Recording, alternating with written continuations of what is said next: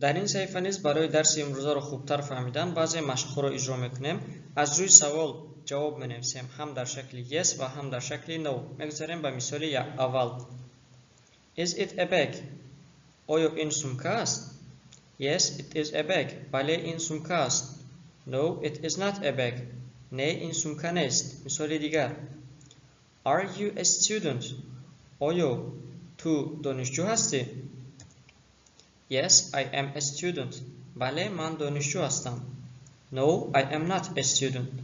نه من دانشجو نیستم.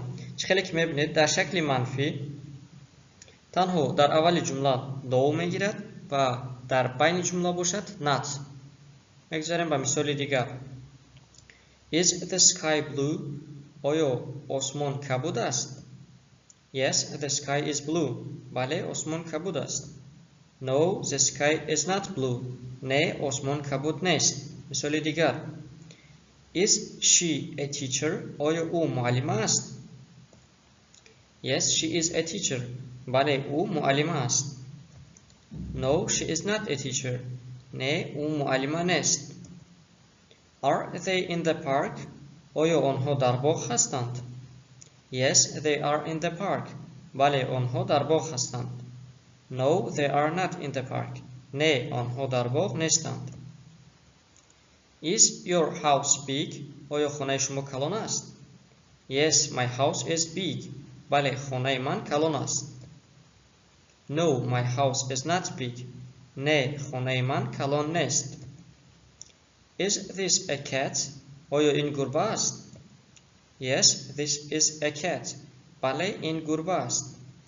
No, this is not a cat. نه این گربه نیست. Are we at the library? آیا ما در کتابخانه هستیم؟ Yes, we are at the library. بله ما در کتابخانه هستیم. No, we are not in the library. نه ما در کتابخانه نیستیم. Is he happy? آیا او خرسند است؟ Yes, he is happy. بله او خرسند است. No, he is not happy. نه او خرسند نیست. Is the school here? آیا مکتب در اینجا است؟ آیا اینجا مکتب است؟ Yes, the school is here. بله اینجا مکتب است. No, the school is not here. نه اینجا مکتب نیست. New words. کلمه های نو. Yes, yes. بله. No, no. نه. Apple, apple. سب. Big, big. کلان. Cat, cat. گربه. Happy, happy. خرسند. Run, run. دویدن.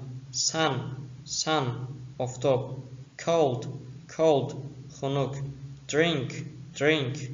نوشیدن. Friend, friend. دوست. Blue, blue. کبود. Book, book. کتاب. Dance, dance. رقصیدن. Family, family. عائله. Hot, hot. گرم. School, school. مکتب. در اینجا درس نوبتی ما با پایان میرسد و از همه شما برای تماشای نوار تا آخر منت داریم. لطفاً ما را پیگیری نمایید، فکرهای خود را در زیر نوار نویسید و منتظر درس‌های نو باشید. سلامت باشید.